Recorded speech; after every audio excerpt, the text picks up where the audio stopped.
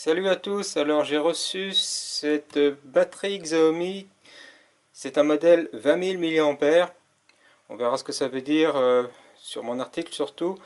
Précédemment j'avais déjà testé le modèle précédent, le modèle 10 000 mAh, et effectivement qui tenait ses promesses, et depuis quelques années que je l'ai, il tient toujours ses promesses d'ailleurs. Et voilà, comme on peut le voir, le modèle 20 000 mAh est à peu près le double en taille de celle-ci.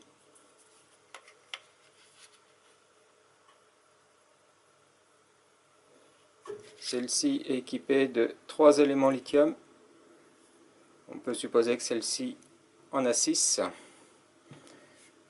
Des modules 18-650, certainement. Alors, le package, comme d'habitude avec Xiaomi, c'est une boîte sobre en carton. Vérifiez bien que vous avez l'étiquette de sécurité avec un hologramme ici et puis un numéro à gratter ici que vous pourrez vérifier sur le site Xiaomi. Il y a beaucoup de contrefaçons qui existent. Et on voit les caractéristiques principales. Ça se recharge via micro USB. Il y a deux ports USB type A. Les éléments lithium sont donc 3,7 volts avec 20 000 mAh en sortie, donc 20 ampères-heure. Ce qui donne du côté USB, c'est-à-dire du côté 5 volts, plutôt 13 ampères-heure.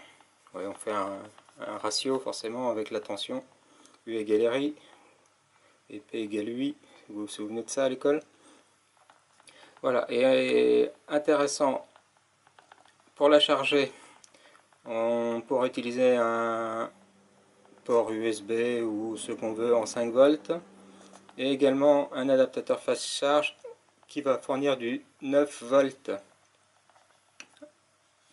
Ça va permettre de charger plus rapidement. Et en sortie, on va pouvoir sortir, grâce à cette batterie, toujours sur port USB, du 5 volts, enfin en réalité 5,1 volts, maximum 2,4 ampères, du 9 volts sous 2 ampères et du 12 volts sous 1,5 ampères. Et c'est l'appareil qui choisira lui-même ce qu'il veut qu'on lui envoie. Et une charge maximum de 18 watts à chaque fois. Qu'est-ce que l'on a d'autre? On a une notice en chinois qui redit sensiblement la même chose, comment vérifier le code, etc. Bon, alors, soit vous parlez chinois couramment, soit vous utilisez Google Translate si vous voulez utiliser cette notice. Et la batterie en elle-même. Donc c'est en plastique blanc cette fois-ci, l'autre était en aluminium mat avec un effet de petits points brillants. Le bouton de test est maintenant sur le côté. Il y a une étiquette pour éviter que la poussière rentre dedans. Les deux ports utilisables. Lorsqu'on appuie sur le bouton, on voit les LED qui donnent la capacité de la batterie, 25, 50, 75 et 100%. Ça sert également de témoin de charge. Et on retrouve sur l'arrière les mêmes caractéristiques indiquées partout. J'ai amené une balance pour voir la différence de poids. Alors cette batterie fait 356 grammes, c'est quand même un beau bébé. Et l'autre modèle faisait 206 grammes. Alors comment je vais faire mon test que vous verrez sur mon article? Eh bien je vais utiliser cet accessoire qui est un testeur USB multifonction avec une sortie data qui va me permettre de tracer une courbe. Donc ça me donne la tension, l'intensité, les watts, et la résistance interne et tout ce genre de choses. Et puis de l'autre côté, Je vais utiliser une charge programmable que l'on programme via cette petite molette. Et je vais faire plusieurs cycles de décharge avec des intensités différentes pour vérifier si ce qui est indiqué dans la notice est la réalité. Et vous trouverez tous ces résultats sur mon article. Allez, ciao!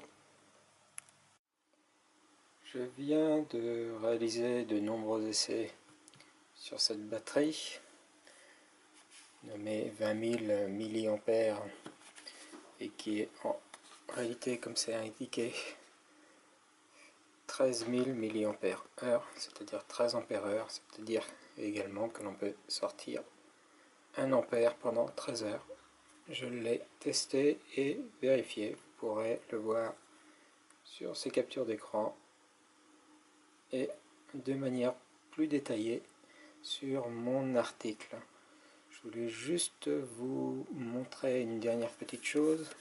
Pour le reste, le mieux est d'aller voir sur la page de mon blog. Voilà, deux petites choses. Avec cet adaptateur, je me suis aperçu d'une chose.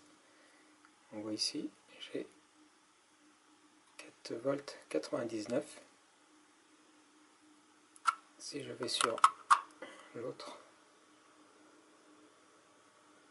j'ai plutôt 5 volts 1, ce qui pourrait faire penser que il y a deux convertisseurs complètement indépendants à l'intérieur pour que les deux tensions soient légèrement différentes. Une autre chose, c'est voir jusqu'à quelle intensité je peux aller. Alors ça, c'est normal, c'est que lorsqu'elle n'est pas utilisée, lorsqu'elle ne décharge pas, elle s'éteint toute seule naturellement. Voilà, donc là, j'ai mis ma charge réglée au minimum et je vais augmenter progressivement ma charge et voir ce qui se passe au-delà de 2 ampères. La notice dit que cette batterie est capable de supporter une décharge de 2,4 ampères.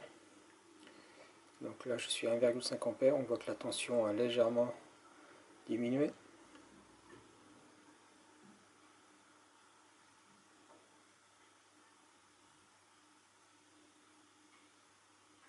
Je suis à 2,3 ampères, la tension a encore légèrement diminué, mais c'est raisonnable.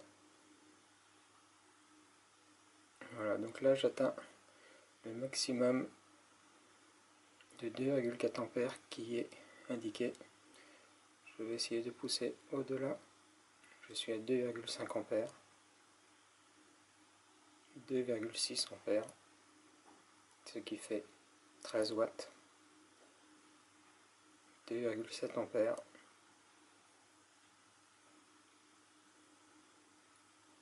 2,8.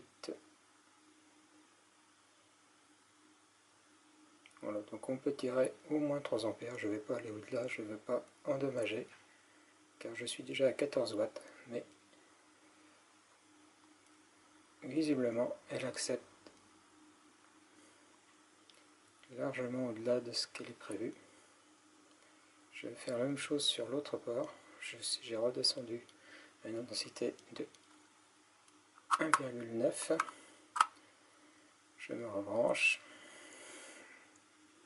j'ai toujours 1,9 ampères et je monte progressivement.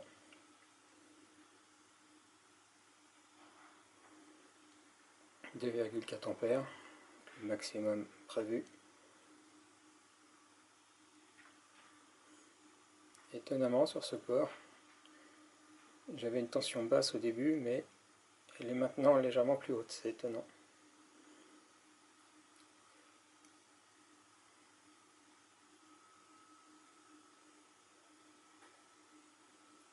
Voilà, donc effectivement sur ce port là, je peux également tirer 15 watts.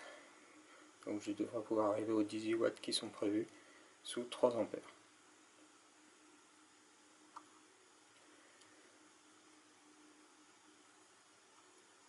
Je redescends la charge.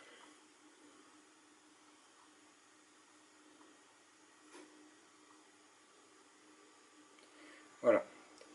Et il faut savoir qu'elle est bien compatible avec les sorties Quick Charge, car effectivement j'ai testé, elle sort du 9 volts si la charge est compatible 9 volts.